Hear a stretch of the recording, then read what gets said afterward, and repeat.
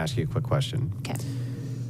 If your son came to you and said, Mom, I have this woman who's only been with one man, and I have another woman who's been with 250 men, okay? I'm trying to figure out which one I want to be with for the long term, right? Which one would you tell him you would think would be the most monogamous? I don't think you can determine monogamy based on body count. Well, that's not what I asked you. I wouldn't have an answer. So if one had only, now what if one had never slept with anybody and the other one had slept with 200? Which one? Which one? Wouldn't have an answer. You wouldn't have an answer? Yeah, I mean, even if I look at my own relationship, whatever you consider to be a body count, mine was higher than my ex's, and he's the one that cheated. So I don't think that determines your, well, not in every case. Faithfulness, sure, your not. monogamy. I think that there are women who've had sex with hundreds of men who could be monogamous to one man, whereas a virgin could cheat on him. Sure. Okay. I totally concede that there's outliers to everything. We're just talking about likelihoods. I don't think that, I mean, I could even argue that because you have less sexual experience, you would be more inclined to stray if you become bored, the relationship becomes stale. I don't think that is the ultimate reason why people cheat. Do you trust Pew Research? I think Pew Research is a good source, yeah. So according to Pew Research, women who get married as virgins are far less likely to cheat than women who don't. Yeah, I think there's a correlation versus... Up to, well, actually, it gets higher by every one. The metric gets higher per Is one. this the same study when it comes to, I'm sorry, is this cheating? It's not a study. These aren't studies. So are these surveys? Yeah. And so, I'm sorry, explain. Yeah. So it's just that the correlate there seems to be that virgins cheat way less. Right. I think obviously we can, and I don't, obviously correlation is not causation. And so when we talk about causation. But all causation are correlates. Sure. But again, you would need to establish causation. I could say that women who have like what you would deem lower body counts would more than likely be religious. I won't even dispute this. So if you and I agree that correlation is not causation, but all causation is correlation, then we're just looking for strong correlates. And that's what we're going to make. You would need to determine cause. Well, but cause is still going to be. I think it's really. Aren't all causes correlates?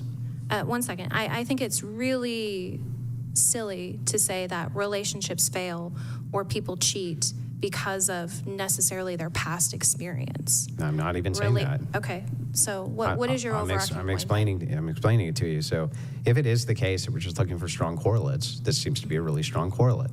Okay. That if you're a virgin, you're going to cheat way less. Now, you can make the claim, well, have we determined that that's the cause? Well, I think even if you haven't, let's just say that there's some other correlations there, like, I don't know, maybe virgins, like, they don't cheat for some other reason than they haven't been with a bunch of guys. Like, they're just virgins are more likely to be brunettes, let's just say. They're more likely to what? Be like brunettes? I don't know. Brunettes? Like, I can't think of what. Yeah, I think brunettes cheat less. Yeah, I sure. can't think what the correlate would be that would be more strong than less sexual experience leads to less cheating. If virgins are cheating way less, I can't think of a single. But you are technically correct that correlation is not causation. We need to establish causation. But from a reasoning standpoint, if you're a man, right? Can you tell me the Hang on. Pew Research from a reasoning study, standpoint, I'll link it to you actually. But great, thank you. From a mystery, send me over that study or the Pew Research data. So if you just tell me the title. Yeah, I can't remember off the top of my head, but I'll give it to you. Right, I've brought it up in debates and sourced it multiple times. I'll get it to you. No, I'm. But anyway, so on the idea, on the idea of virgins, let's just assume for a second, right, that we don't have a causation. It's just a really strong correlate. Me as a rational man, why wouldn't I take that into consideration when doing mate selection? I don't want to get divorced, right? I mean, if you do want to enter into marriage, I think that's the obvious goal, sure. So then it seems like anything that would reduce me getting a divorce, like having a woman who's much more religious, that's going to reduce the chance of divorce. It's also going to demonstrate to me that... I think there can be other goals, though. Well, it's also going to demonstrate to me if she's not having sex that... Would you rather be unhappily married or happily divorced? Well, from my religious standpoint, well, from my preference or my religious standpoint? Either. Yeah, from my Give me both. preference, I'd rather be happily divorced, preference-wise. Yeah. But I still think you have an obligation to stay married, even if you're unhappy, because unhappiness in marriage can be short-term, even Sure. if it's only a couple of years. So I still think there's an obligation, especially for kids, to stay Sure. together. So anyway. I mean, I don't necessarily disagree. Yeah, so that aside, we'll leave that for a second. If I look for correlates of things, right, that strongly correlate, that are going to reduce the chances of divorce for me, in this case, a woman cheating is going to greatly increase the chances we get divorced. That's just true. So- Why? because if you cheat on me, I'm going to divorce you. So, but you just said you have a duty. Yes, but there's threshold breakers for the duty. Okay. Yeah. Why is that a threshold breaker? Because this would violate the very thing which kept me in the marriage to begin with, which is the religious obligation towards it. I see. Would the degree of, what are we counting as cheating? Is that intercourse? No. Okay. If you just like, even the I have an emotional connection with X, for me, would be cheating. Oh, really? Mm-hmm. So if your wife said, I have emotional feelings for this guy, even if she didn't want them, but she just still felt it. Well, that's like, different.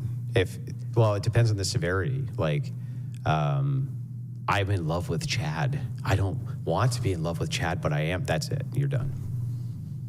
That's over. So Go be in love with Chad when we're not married. I'm sorry. So if your wife developed emotional feelings for someone, Yeah. but didn't act on them, Yeah. that's still done. Yeah. Okay. Yeah. So I would Do consider you think that you to have be. control over that? I think. I do I think I do you have think- control? Sorry. Do you think someone has control over that, Yeah. of developing Yeah. emotional feelings Sure. for someone else? Sure. You have tons of control. For instance, you can put yourself in positions where you don't engage with men who aren't your husband, and then you can't develop those feelings. Very simple. Wow. Am I wrong? I mean, you could never talk to anyone ever. No, you sure. could talk and to then, people. Well, I mean, that's But just. you don't just meet a person and go, oh my God, I'm in love. That doesn't. No, that's not I how that agree. I works. think things happen over. Yeah, over an like, elongated period of time. I agree. Yeah, so Yeah. I think, yeah, you have tons of control over that. So, but that aside, back to the Sure. idea of virginity. If it is true that virgins cheat less, and that seems to be what the Pew Research poll says, and if you have less than 9, right, it continuously decreases. And then I don't remember what the number was before it basically flatlines out. I feel like you're talking about the Institute of Family Studies, which actually said that women with 2 to 9, I believe 2 to 9 partners had less divorce rates than women with 0 to. Well, no, that was 2 to 4, I think. I believe it was 2 to 9. No, because not I've 2 to cited 9. that several times. I think it was 2 to 4, but we can check. Yeah. I'll have Brian pull it up when he gets back. But still, 2 to 4. it is the higher 2 to 9 But than, let's just- than virgins and, Yeah, but if and I people wanted who to make, have low body. but let's just grant it. Let's just even grant the research for family studies, and we'll just say like the 2 to 9, right, have a less divorce rate than even the virgin, Yeah. right? Fine, like so. But If then I that's wasn't, obviously not a cause, right? yeah, if I wasn't revolted, well, there could be other contributing correlates or confounding factors. Right, yeah. But the thing is that if I'm not revolted, so you agree with me that relationships revolve around attraction? I guess it depends on what you mean by attraction. Can you have sex with men you're not attracted to? I mean, I can't know. Yeah, right. So no, neither can most people. They don't want to have sex with people they're not attracted to.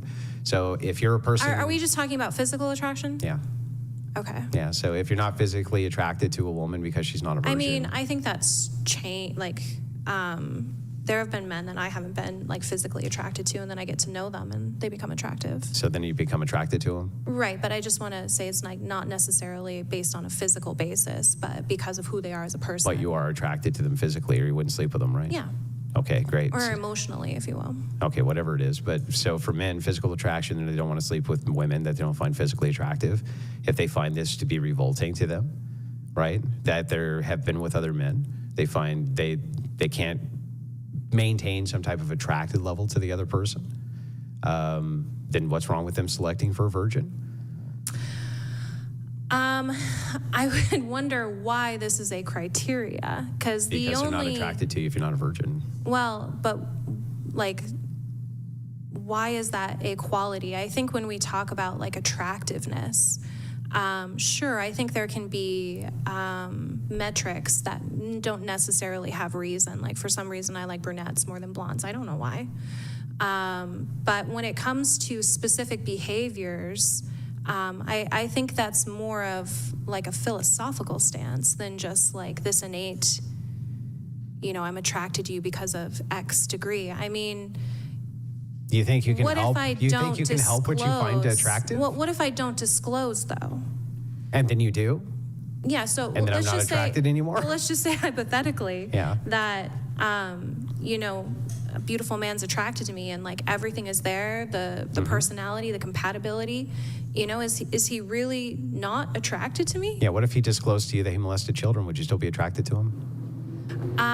I think there would still obviously be some feelings for that person. Like, Would I you just still don't- be attracted to I him? wouldn't stay with him. Would you still be attracted to him? Or do you think you could that would decrease the attraction level? I mean, I would definitely be repulsed. Yeah. Yeah. That's my whole point. But I don't think that. So then all that matters is that even if it's revealed to you later and now so basically So you were I lied guess to. there would be like efficacy or some form of validity, because I think like women engaging in consensual relationships is very different than someone who is engaging like raping children.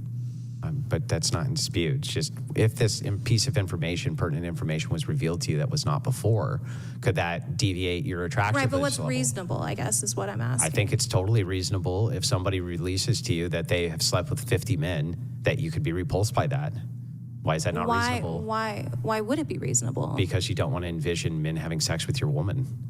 So it is a property thing then? Well, it's not just a property like an thing. ownership It's a thing. revulsion thing. I don't know. That just seems kind of insecure. Oh, well, then it's kind of insecure that you won't date a guy based on his past relationship molesting children. I don't think that's insecurity at all. Like, Why? Why is that not insecure? Him molesting children is obviously a heinous act. But he's reformed now. He's not doing One it second. anymore. Is obviously a heinous act where like someone else engaging in a consensual relationship is not. Why would I have an issue that they've had a past partner? Because all that really matters is what deviates your attractiveness. So for you, it deviates the attractiveness for this person because they did X activity. It's the same thing here. No, I don't think that is a fair equivalence. Well, it's 100% a fair equivalence. We're just talking about your attractiveness to X person, and without attractiveness, there can be no sex. There's no relationship. Right, but I think we have to talk about like essentially what when we look at like societal qualifiers, I think like there are obviously reasonable expectations when it comes to a partner. I just don't know why someone would be repulsed by consensual sex acts. Why is that? Previously, I don't understand. I feel like you're just kind of saying like men are conditioned into patriarchy to value virginity because they view women You're not as making property, an argument. and that's okay. Like, you're not making an argument right now. Can men not be attracted to women based on the fact that they have a higher body count? And if the answer is yes, and attraction, is required for there to be sex in a relationship to begin with, then I need an argument for why it is men can't be attracted to only virgins. I need to know that. What is the argument Well, against that? are you attracted to an experience? You're attracted to the fact that they've had less men they've slept with. That's an attractive quality to you. How is that attractive? Because it is. It's attractive I to you. don't think it is because it is. Do you think you can help attraction? I think that attraction can come from aspects of social conditioning, sure. So you could personally help right now who you're attracted to. I mean, in some capacity, I think there are levels of conditioning when it comes to society that tell us like what are okay criteria and what are not okay. So can gay And men do that? What do you mean? Can they determine that they're not attracted to men? I mean, that's different. Now we're talking about. Now it's different. Yeah, now we're talking about like sexual identity versus like. No, we're still talking preferences about or what we're or talking philosophy. about that we find attractive. Do you think gay men can suddenly just will themselves to not be attracted to other gay men? Of course not. But, Oh, okay. Well, then how but come? sexual identity is very different than what we would consider preferences. Do you think if I No, like find it's- brunettes attractive, Yeah, that like I that's- don't find blondes attractive? Well, wait a second. I'm super confused. I also don't think that you could only find blondes attractive and not find brunettes attractive. So Right. you can definitely only find blondes I don't, attractive. So I think that when we talk about social prescriptions, Yeah. to say that men have this social prescription to want virgins to me is No, just I didn't say anything about social prescription. for men to have this philosophy or preference of wanting virgins Yeah. to be again is just essentially like misogynistic conditioning. Yeah, that's an assertion, right? You're not actually making an argument. So I need an argument for why it was that men couldn't be attracted to women who have not slept with any other men, and that's their preference for attractiveness. I mean, it's information that only the person can give you. That's right. So if I say I am a virgin and that's a not fact true, then... Yeah, but now we're back to the same issue with the guy who reveals that he diddled kids. Yeah. If he tells you he didn't diddle kids, you find him amazing. The second he reveals to you that he did, you find that way less attractive. I guess the more, like, I feel like the false comparison here is like you're comparing an immoral act to a non-immoral act. Well, that's a matter of perspective. I could say that from my perspective, or the Christian perspective, it's an immoral act to have sex outside of marriage. So the less you do that immoral act, the more attractive I find you.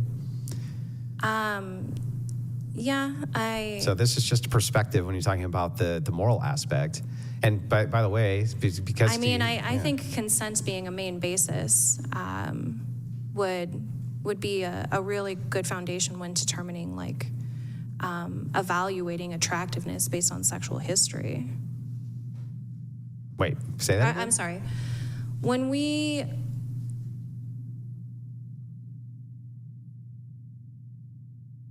we're talking about sexual history, I just don't know why consensual mutual acts can be like that. That's not immoral. Engaging with someone consensually is not an immoral action. From your view.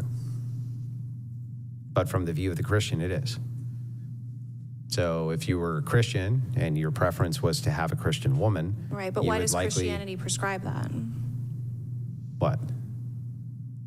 Who cares? We're just talking about your... I do think, well, I mean, obviously that's a patriarchal... Why would that matter when it comes to your preference for attractiveness? Because obviously it's a patriarchal prescription in order to maintain, like, male supremacy. So is it, with the Christian purview, is it equal? Well, I think that religion is the only thing which can account for things like purity, good, bad. They're the only things that give accounts for those things anyway, so... I disagree with that. Oh, okay. Well, then let's take something that's super simple if you disagree with that. Justice.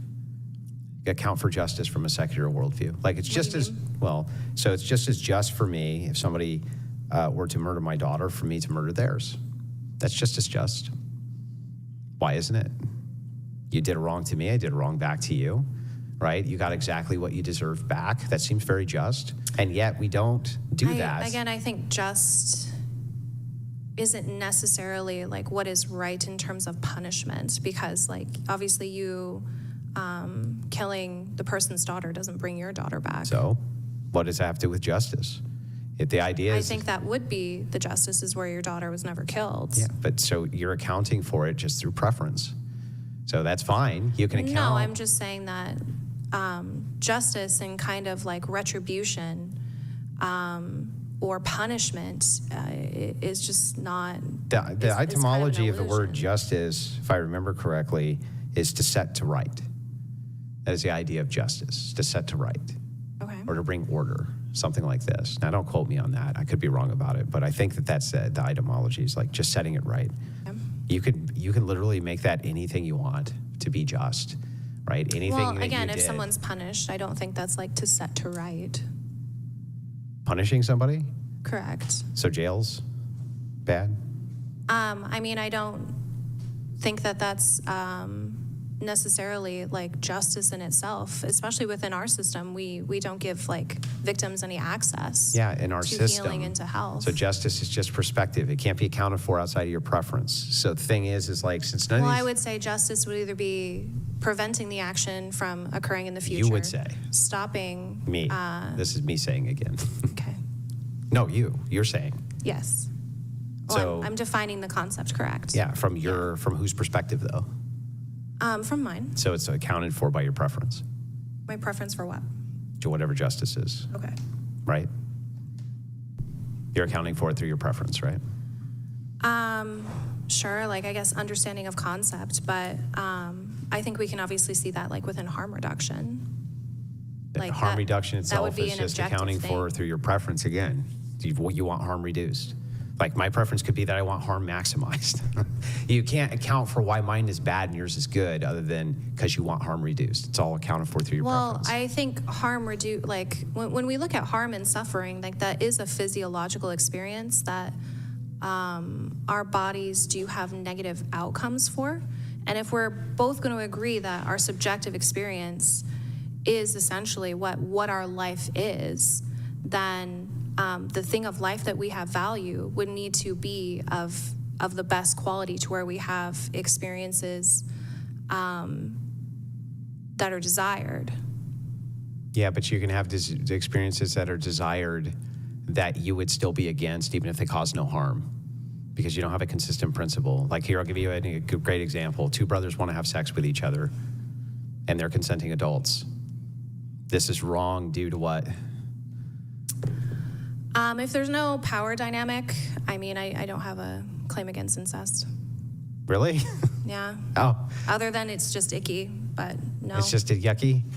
What about necrophilia? So necrophilia, I do think, is obviously what we talked about, like a paraphilic, which I would say in terms of someone's sexual psychology, is harmful to them in itself because it has the criteria that you're engaging with someone who's unconscious. You're not engaging with someone at all. Well, right, but an entity that is unconscious, if you will. You're not engaging with an entity at all. You're not engaging with anything, right? Mm-hmm. From your view? There's no soul, right? Right. So then what are you engaging with a dead body? I mean, obviously, you're having, like, there is still remnants of a person there, even though personhood isn't present. There's no person there. Personhood isn't present, correct? But there's nothing there. It's just nothing, right? I know. Just flesh. I know, but just, again, it's similar to someone if they were unconscious, right? No. Unconscious, you agree that's still a person. Dead, Correct. You agree it's not a person. Correct. So then no, it's not the But I same mean, thing. in terms of the experience that you have as the assailant. Yeah. Not the experience What if your of the- experience is that you fucking love this and it's great? I think that's, even if there is pleasure from it, it still is harmful for you. Prove it. What's the harm? Prove it. How do you demonstrate that's harmful if the person tells you it's not harming me? Again, when it, like the psychology, it's kind of similar. Like people always say, like serial killers are really happy, like unaliving and murdering people. But I do think there is harm because kind of the concept of like harm is done to you, harm is done to me. Dude, it's over for you, Brian. There's no I think way. there are psychological profiles of someone's sexual identity that even if they like it, is still harmful to them. It is detrimental. Yeah, but you can't prove that. You just, like, it's just made up, right? So a person says, if a person's telling you, I'm not harmed by this and I absolutely adore it, right? You can't demonstrate that they're harmed by it. I mean, there are specific ways I think you can through, like, I mean, you can't, like, test for it, sure, as it's happening because of certain brain chemical reactions not being monitored. But I think, thank you. I think you would agree, like, to someone who is like cutting themselves, even though they're happy about it and they love it, they're still harming themselves. By your definition, actually, I'll just grant it. And by your definition, sure, we can literally see that there's cuts on the arm. Right, so I'm saying that what is going on in the brain, you can't see. So then how do you know it's true, that it's actually harming them? You don't, right? Like you don't actually know that. I do, because I think we can measure, again, like when we see aspects of suffering, how that changes your brain and how trauma changes your brain. These are physiological occurrences that change your brain, which are harmful and negative. You can't demonstrate that a person who tells you they're happy as can be banging a dead body. I mean, I can't that's see not their possi- brain, yeah, it's you're not right, but possible we to can see demonstrate that it. people who suffer or have severe trauma have different brain structures and They're not outcomes. suffering and have no trauma. They love doing this. It's their favorite. Maybe if they're not conscious of it, sure. No, they're conscious of it. They just really like it. Again, I think you can see differences in brain structures when it comes to certain psychological outcomes, even if the conscious is saying this is enjoyable. So are you saying that there's not a single human being on planet Earth who's a man who's had sex with a dead body and continuously does this who doesn't just do it because they enjoy it? Who does it? That's not my claim, though. Then what's the harm to him I'm from his telling perspective? that there are it changes certain brain structures that are harmful to him, even if he's not aware of it. Which ones? I don't know on that one. Yeah, because It would depend. It would it's depend totally made up. You can't look at the brain that way and be like, oh, you've 20 dead bodies, and this thing over here is now twisted. That's not how that works. Sure. Like obviously, I can't say like, this region of your brain is where you did necrophilia. So really, this the range harm of your principle brain is where you did like incest. But so you're just doing the same thing, right? You're saying I think that it's harmful because I think it's harmful. I can't really demonstrate it. I just think it is anyway. I think like psychology, and sure, I acknowledge like I'm not like a neurologist or like a brain scientist. I don't expect you to be. But yes, I do think there is certain things that we can see in the outcomes of like how the brain melds and transforms and responds to its environment that we could measure. And that would happen with every single man who engaged in that activity. Yes. Okay, so then would you say that this is the case with women who have many, many sexual partners, that their amount of trauma would increase? Again, I think it would depend on the experience itself. Like, obviously, I think someone who has been raped several times is going to have a different sexual experience. Maybe having however many bodies you want to associate. Let's just say, for the sake of the argument, 10 bodies, but every single one of them raped her. There's going to be a different psychological profile than someone who has engaged in 10 consensual relationships. I see. Do you think that a person who has engaged in multiple relationships is going to have more baggage than a person who hasn't? I think it depends. Just generally, on average. I see. It's hard to give that generalization because I think it depends on the quality of the relationship. Okay. Or the experience of the relationship. Do I think if someone might have had like 2 or 3 really toxic romantic relationships, they might have more baggage than someone who might have like 4 or 5 one-night stands because they don't have... But all of them are going to have more baggage than a person who had no relationships. Who's had no relationships or no sex? No relationships. I don't know. I think incels have a lot of baggage, and a lot of them are virgins. No, not relationship-based baggage. What do you mean by that? Like, for instance, if you're in a relationship with a man for, 5 years or something like this, and it ends in complete, like, it's just a fucking disaster. Sure. Right? It's going to create trauma for you, right? Yeah. Okay. I would prefer not to deal with that trauma. And I would say that women who experience that trauma would not experience that trauma if they weren't in that relationship. So the idea here is same thing with sex, right? Is that the more sexual partners you have, the more chance for trauma. So I think it depends kind of, again, on a lot of multitude of different things. Like, here, I'll give you an example. I would say I had more trauma from the dissolution of my marriage than I did from all other casual relationships combined. Yeah, that makes sense to me. Yeah. Totally. So being with a divorcee would be trauma, right? That they would have more baggage just on average than someone who wasn't a divorcee? I would have, like, a divorcee Just has generally. more baggage? Yeah, probably has more baggage than someone who's not been divorced. Sure, I can grant that more Yeah, likely. so now we're starting to whittle down sexual selection. So if we're just talking about trauma, or are we talking about things like this, I would say that, for instance, is it okay for a man to have a preference not to be with a woman who was raped? Because he doesn't want to deal with her baggage. I wouldn't necessarily place the preference on being raped, but essentially like their emotional state and kind of where they are within their capacity. Yeah, so that would be fine. It would just depend on, again, it's not the criteria of have they been raped or not. It's kind of where they are within, that experience. Was it 10 years ago and they've really healed from that? Was it yesterday and, they're having a nervous breakdown? Again, that would just be context dependent. Yeah, but that baggage exists due to the fact that there was a rape. And you would agree with me that I mean, I think that baggage can morph itself in different formats. I agreed, Yeah. but in this case, it came from that. So, in other words, I guess I just don't think you should make assumptions on that and evaluate Maybe not, the person. but do you agree with me that rape is traumatizing for women? Yes. So, I think it's traumatizing for anyone. Sure. I guess not you, but do you think that since it's traumatizing for women, that men should probably look at it as a red flag if they don't want to deal what do with you mean a red flag? trauma? They don't want to deal with a woman's trauma. I mean, it can certainly be like I'm trying to think, like a point, like something you note, but I think you should be evaluating the person that you're with based on their behavior and your interaction with them, not necessarily predetermined facts.